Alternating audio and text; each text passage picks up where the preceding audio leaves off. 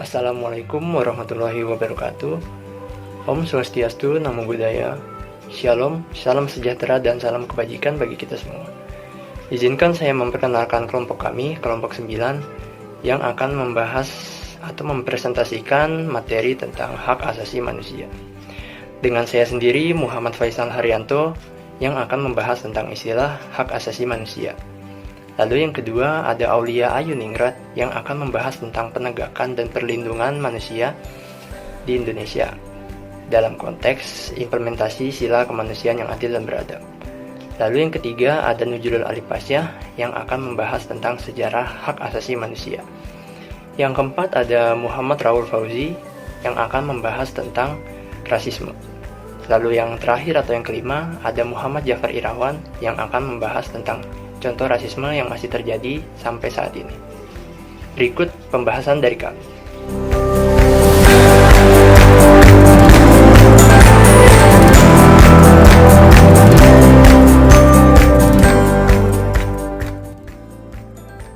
Istilah HAM. Dalam kepustakaan asing ditemukan berbagai macam istilah berkenaan dengan HAM seperti natural rights, human rights, fundamental rights, dan satu lagi ada basic rights. Sementara dalam kepustakaan berbahasa Indonesia ditemukan berbagai istilah hak asasi manusia, hak kodrati, dan hak-hak dasar manusia. Istilah HAM terbagi menjadi 3 bagian. Yang pertama ada human rights. HAM adalah hak-hak yang diakui secara universal sebagai hak-hak yang melekat pada manusia karena hakikat dan kodrat kelahirannya sebagai manusia dan bukan berasal dari pemberian suatu organisasi atau kekuasaan apapun. Lalu yang kedua ada fundamental rights. Hak-hak fundamental ini dipandang sebagai kategori khusus dari hak asasi manusia yang terdiri atas hak-hak paling mendasar. Hak-hak paling mendasar ini dijamin bagi setiap orang pada waktu dan keadaan apapun. Hak-hak fundamental dapat diartikan sebagai setiap hak hidup yang tidak dapat diganggu-gugat oleh siapapun. Hak ini bermakna elementer, esensial, inti, dan mendasar. Lalu yang ketiga ada basic rights. Basic rights adalah penamaan HAM berdasarkan 2 kriteria: kepentingan dan perlindungan HAM. Yang pertama adalah kriteria mengenai apa yang paling penting bagi manusia, baik keinginan maupun kebutuhannya. Dan kriteria lain adalah mengenai HAM pokok mana yang secara strategis diperlukan agar HAM yang lain juga dapat dilindungi.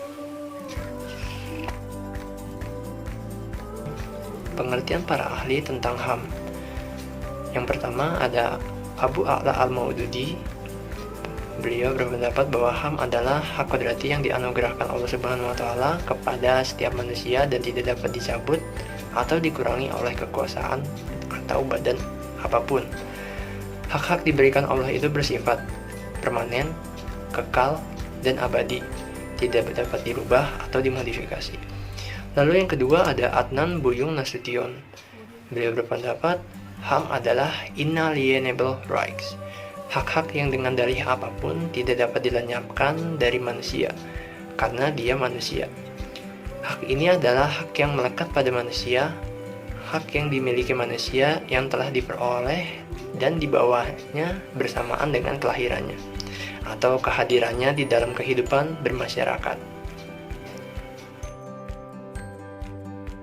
Pengertian HAM dalam Undang-Undang Nomor 39 Tahun 1999 yang berisi hak asasi manusia adalah seperangkat hak yang melekat pada hakikat dan keberadaan manusia sebagai makhluk Tuhan yang Maha Esa dan merupakan anugerahnya yang wajib dihormati, dijunjung tinggi, dan dilindungi oleh negara, hukum, pemerintah, dan setiap orang demi kehormatan serta perlindungan harkat dan martabat manusia.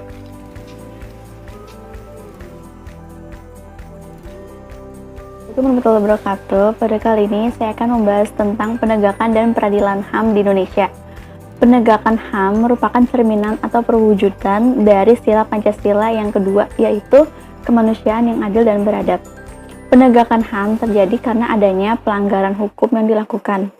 Penegakan dan perlindungan HAM di Indonesia mengalami kemajuan pada tanggal 6 November tahun 2000, di mana DPR mengesahkan Undang-Undang Nomor 26 Tahun 2000 mengenai pengadilan HAM yang diundangkan pada tanggal 23 November tahun 2000. Pembentukan Komnas HAM dan Pengadilan HAM juga merupakan sebuah kemajuan dalam penegakan dan pengadilan tentang HAM di Indonesia.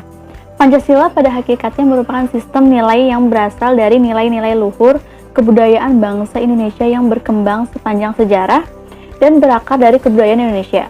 Penegakan HAM adalah tugas seluruh lapisan masyarakat, bukan hanya tugas bagi lembaga negara saja. Semua lapisan masyarakat tersebut diharapkan dapat bekerja sama dan saling membantu dalam menegakkan HAM demi tercapainya perwujudan sila kemanusiaan yang adil dan beradab, dan terciptanya masyarakat yang sejahtera. Assalamualaikum warahmatullahi wabarakatuh. Nama saya Nuzulul Lalu Pasha dari kelas R1G. Kali ini saya mau mempresentasikan tentang sejarah HAM di Indonesia. Sejarah HAM di Indonesia. Dari Indonesia tidak ada tokoh-tokoh yang diakui secara internasional sebagai pelopor HAM. Namun bukan berarti di Indonesia tidak ada perjuangan untuk menegakkan HAM. Perjuangan penegakan HAM dimulai sejak adanya penjajahan di Indonesia. Perjuangan ini tidak semata-mata hanya perlawanan mengusir penjajah, namun lebih jauh dari itu pada dasarnya juga merupakan perjuangan untuk menegakkan HAM. Indonesia mengalami penjajahan berabad-abad.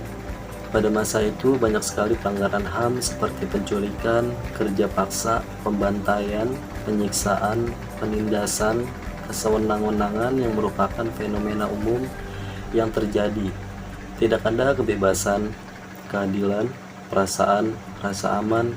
Yang terjadi adalah eksploitasi besar-besaran terhadap manusia dan kekayaan alam Indonesia untuk kepentingan penjajah. Pada masa penjajahan Belanda, masyarakat Indonesia dibedakan menjadi 3 strata sosial. Pembedaan kelas-kelas dalam masyarakat ini mempunyai implikasi yang luas. Ada diskriminasi di segala bidang kehidupan ekonomi, politik, sosial, pendidikan, dan hukum. Ketiga strata sosial itu adalah masyarakat Eropa sebagai kelas pertama, masyarakat Timur Asing, Cina, India, Arab sebagai kelas 2, dan masyarakat Irlander sebagai masyarakat kelas 3.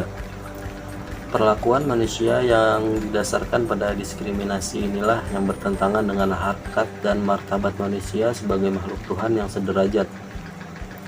Kondisi semacam ini mendorong tokoh-tokoh pejuang untuk mengangkat senjata. Sekian dari saya. Wassalamualaikum warahmatullahi wabarakatuh.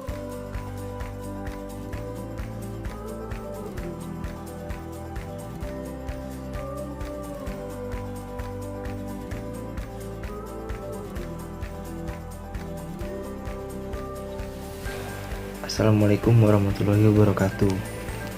Saya Muhammad Raul Fauzi dari kelas R1G ingin mempresentasikan tentang rasisme.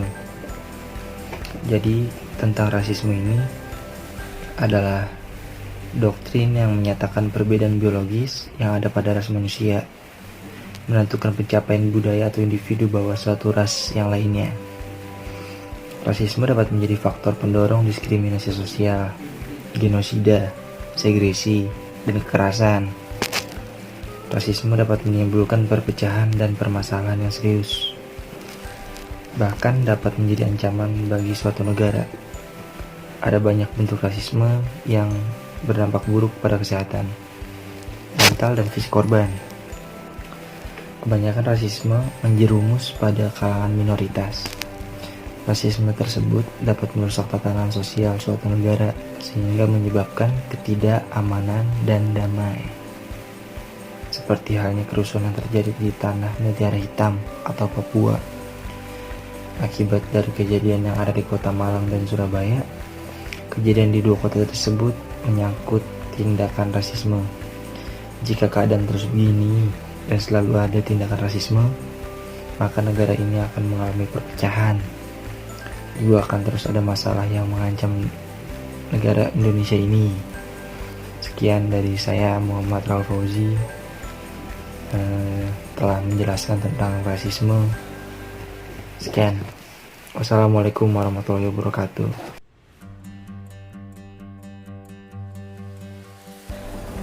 Oke, sekarang giliran saya memberikan contoh rasisme yang terjadi di Amerika dan juga di Indonesia.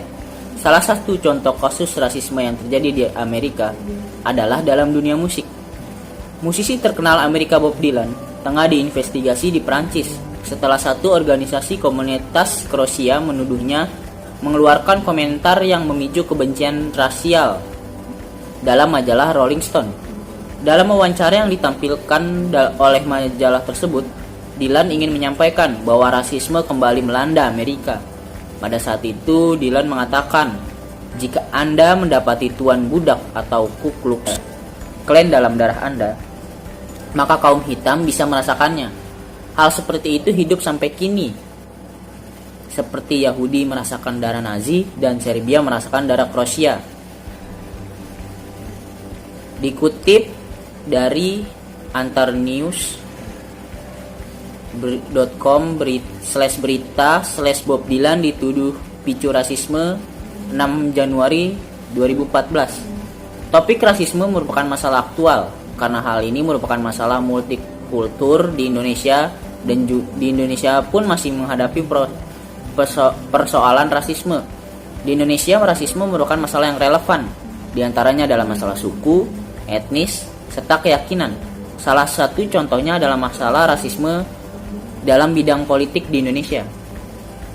Contohnya seperti kasus yang menimpa Ruhut Sitompul. Konflik tersebut merupakan konflik antara Ruhut dengan pengamat politik Boni Hargens atas pernyataannya yang diduga diskriminasi ras dan etnik di sebuah stasiun televisi swasta beberapa waktu lalu. Ketersinggungan Boni dikarenakan Ruhut melontarkan pernyataan yang mengandung rasisme dalam acara dialog. Nah, akibatnya kondisi ini pun memancing beberapa gerakan protes, seperti yang dilakukan di Surabaya maupun di Maluku. Nah, di sini ada pembelajaran yang dapat kita ambil dari kasus ini. Dari kasus ini, marilah kita saling menghormati serta menjaga sikap, apalagi bagi tokoh publik, agar rakyat tetap merasa aman dan nyaman. Sudah seharusnya kita semua berpegang pada prinsip dasar Pancasila yang selalu menghargai antar sesama. Buang jauh-jauh pengaruh asing yang tidak sesuai dengan karakter dan budaya bangsa kita, agar kita dapat selalu hidup berdampingan dengan saling menghargai perbedaan. Sekian dari saya, terima kasih. Sekian presentasi dari kelompok kami. Bila ada yang ingin ditanyakan, bertanyalah pada sesi tanya jawab. Terima kasih. Wassalamualaikum warahmatullahi wabarakatuh.